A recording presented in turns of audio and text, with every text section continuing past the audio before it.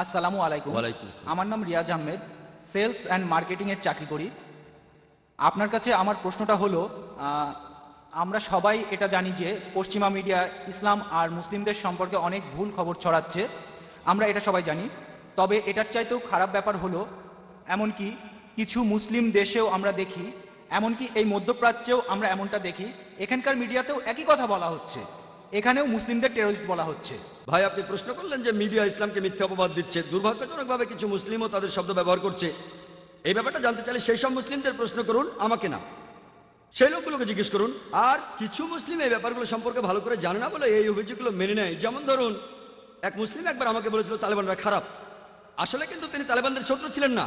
তাই মাঝে মধ্যে এখন মিডিয়া আমাদের অনুষ্ঠানের মাঝে এতটাই আচ্ছন্ন করে রাখে, আমরা যা শুনি, আমরা যা দেখি, তার সবকিছু বিশ্বাস করি। তাই একজন মুসলিম হিসেবে আমরা যেটা করব, আমরা সেই সব মুসলিমদের ভুল ধারণাগুলো ভেঙে দেওয়ার চেষ্টা করব, পাশাপাশি মিডিয়ার মিথ্যাচারের প্রতিবাদ জানাবো। আর ইনশাল্লাহ আমরা যুক্তি দিয়ে কথা বলবো। এমন বলবো না যে আমরা ঠিক বলছি, আমরা যুক্তি দিয়ে বোঝাবো যে ইসলাম হলো সত্যের ধর্ম, ইসলাম হলো শান্তির ধর্ম, আর শুধুমাত্র ইসলামের মাধ্যমে এই পৃথিবীতে শান্তি প্রতিষ্ঠা সম্ভব। ইসলাম ছাড়া আর কোনো পথ নেই। আল্লাহ পবিত্র কোরআনে সূরা ইমরানের 19 নম্বর আয়াতে উল্লেখ করেছেন, ইন্না দীনা ইনদাল্লাহিল ইসলাম, আল্লাহর কাছে একমাত্র গ্রহণযোগ্য দিন হলো ইসলাম, যার অর্থ নিজের ইচ্ছাকে আল্লাহর কাছে সমর্পণ করে শান্তি অর্জন করা। ধন্যবাদ। এবারে প্রশ্নটা মহিলাদের মধ্য থেকে। এই প্রশ্নটাও করেছেন একজন অমুসলিম, হেমা খাতার উসমান। প্রশ্ন করেছেন, আপনি বললেন মুসলমানদের মাঝে কিছু কুলাঙ্গার আছে যারা খারাপ কাজ করে, মিডিয়াও তাদের তুলে ধরে। এই মুসলিমরা কি ধর্মের নামে এসব কাজ করে মিডিয়াকে সুযোগ দিচ্ছে না? এতে অমুসলিমরাও ভুল বুঝছে। প্রশ্নটা করেছেন একজন অমুসলিম, আর খুবই সুন্দর প্রশ্ন, যে মুসলিমদের মধ্যে বেশ কিছু কুলাঙ্গার আছে, এই কুলাঙ্গাররাই কি মিডিয়াকে ইসলামের নামে মিথ্যে কথা ছড়ানোর সুযোগ করে দিচ্ছে না? এই কুলাঙ্গাররা তো আসলে কোনো মুসলিমই নয়। একজন মুসলিম কখনো এমন ভুল কাজ করবে না। মুসলিম শব্দটার অর্থ হলো যে ব্যক্তি তার নিজের ইচ্ছাকে আল্লাহ তাআলার কাছে সমর্পণ করে। মুসলিমদের মধ্যে এই কুলাঙ্গাররা হচ্ছে আসলে নকল মুসলিম। নাম হতে পারে মোহাম্মদ, জাকির, আব্দুল্লাহ, সুলতান ইত্যাদি ইত্যাদি। নাম দিয়ে আপনি মুসলিম হবেন না, আপনি মুসলিম হবেন কাজ দিয়ে। আল্লাহর কাছে নিজের ইচ্ছাকে সমর্পণ করলেই আপনি মুসলিম হবেন। তাহলে এই লোকগুলো সত্যিকারের মুসলিম নয়, তবে তাদের নামগুলো মুসলিম। তাই মিডিয়াকে সুযোগ দিচ্ছে কি দিচ্ছে না এটা নিয়ে তারা ভাবে না। তারা তো তাদের নিজেদের ধর্ম নিয়েই ভাবে না, তারা নিজেদের ধর্মকে থোড়াই কেয়ার করে, কিন্তু তারা তাদের ধর্মকে নিয়ে ভাবে না। মিডিয়া কি বলছে সেটা নিয়েও তারা ভাবে না। তবে আমি মিডিয়া দোষ দেব, মিডিয়া কেন অল্প কিছু মানুষের কাজকে তুলে ধরছে? যদি মুসলিমদের বেশিরভাগই এসব কাজ করত, তখন ইসলামকে অপবাদ দিলে আমিও আপত্তি করতাম না। তবে তারাও অল্প কিছু মানুষকে বেছে নিচ্ছে। চিন্তা করেন, হিটলার 60 লক্ষ ইহুদিকে হত্যা করেছিল, এজন্য কি খ্রিস্টান ধর্মকে দায়ী করব? হিটলার যে 60 লক্ষ ইহুদিকে মেরেছে, সবাইকে পুড়িয়ে মেরেছে, এজন্য কি আমি খ্রিস্টান ধর্মকে দোষ দিতে পারবো?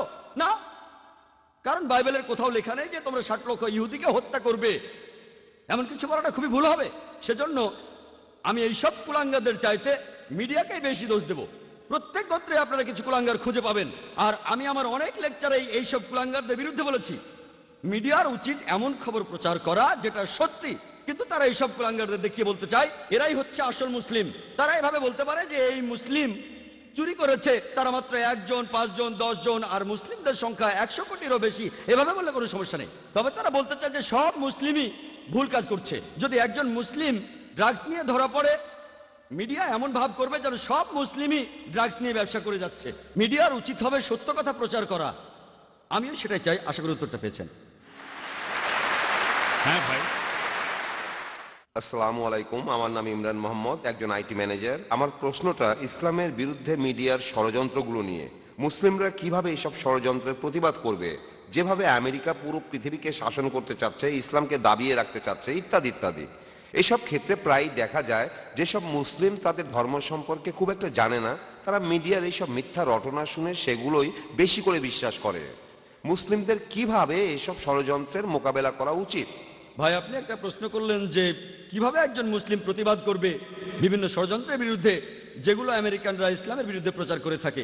আর আমরাও বুঝতে পারি না যে কি করতে হবে। প্রথমে যেটা করতে হবে, আগে জানতে হবে আমাদের দিনকে। দুর্ভাগ্যজনকভাবে বেশিরভাগ মুসলিমই নিজের ধর্ম সম্পর্কেই জানে না। এই জন্যই আমরা এই সমস্যায় পড়ি।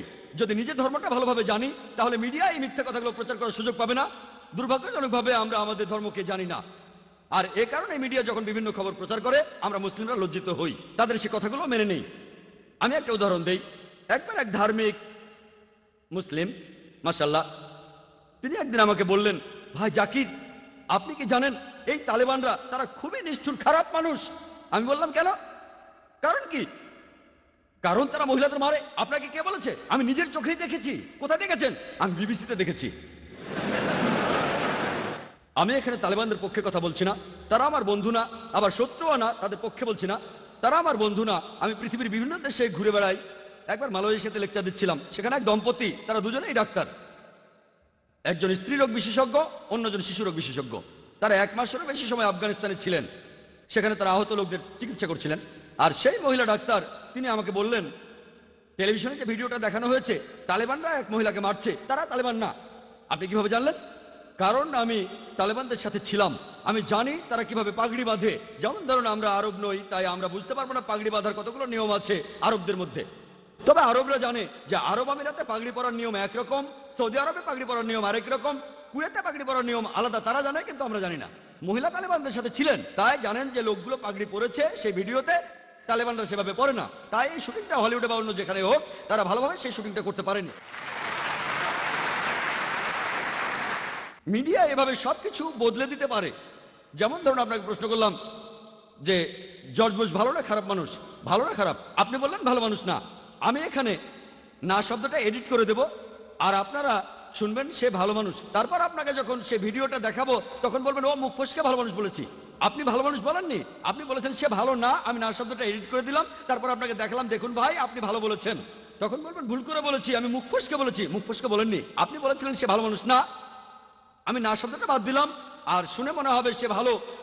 এভাবে মিডিয়া অনেক রকম খেলা করে। আর আমরা মুসলিমরা, আমাদের যেটা করা উচিত, আমরা আমাদের ধর্মটাকে খুব ভালো করে জানবো, আমাদের দিন সম্পর্কে ভালো করে জানবো। আর যখন এই মিডিয়া প্রচার করবে এইসব, তখন সেগুলো শুনে আমরা তাতে প্রভাবিত হব না। ইসলামকে বিচার করতে চাইলে মূল ধর্মগ্রন্থগুলো দেখতে হবে, কোরআন এবং সহিহ হাদিস। একজন মুসলিম বা মুসলিম সমাজ কি করে সেটা দিয়ে বিচার করলে হবে না। ইসলাম ধর্মকে বিচার করতে চাইলে এটা দিয়ে করব না যে ইন্ডিয়া, পাকিস্তান, আফগানিস্তান বা সৌদি আরবের মুসলিমরা কি করে। আমি ইসলামকে বিচার করব মূল ধর্মগ্রন্থগুলো দিয়ে, কোরআন এবং সহিহ হাদিস। আমরা এগুলো মেনে চলবো। আর মিডিয়ার এসব প্রচারের উত্তরে আমাদের জানতে হবে কিভাবে টেবিলটা উল্টে দেওয়া যায়। যেমন সেই সাংবাদিক দুটো প্রশ্ন করবেন, কিন্তু প্রশ্ন করেছেন মাত্র একটা।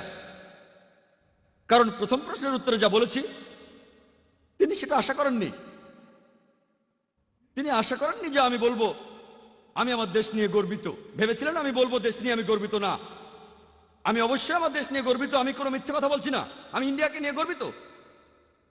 আর ইন্ডিয়া হচ্ছে একটা যুদ্ধক্ষেত্র। আমরা হলাম মুজাহিদ, জিহাদ, আমরা সবাই চেষ্টা করছি।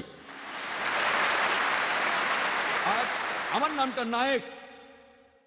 সংস্কৃতিতে নায়েক মানে যোদ্ধা, একজন বীর। তাহলে নামেও তো আমি একজন মুজাহিদ। আমাকে আমার কাজ করতে হবে। আর সেজন্য আমি বোম্বেতে থাকতে চাই, কিন্তু লোকজন আমাকে অন্য জায়গায় থাকতে বলে। অনেক লোক আবার আমাকে অন্য কোনো দেশে থাকার পরামর্শ দেয়। আপনার জীবন তো হুমকির মুখে, কেন এই যুদ্ধের ময়দানে থাকবেন? এটা আমার যুদ্ধ, আর দেশকে আমি অনেক কারণে ভালোবাসি। অনেক কারণ আছে, আলহামদুলিল্লাহ আমি দেশ নিয়ে গর্বিত। সেজন্য মিডিয়ার এইসব প্রচারের উত্তরে আমাদের জানতে হবে কিভাবে টেবিলটা উল্টে দেওয়া যায়। আশা করি উত্তরটা পেয়েছেন।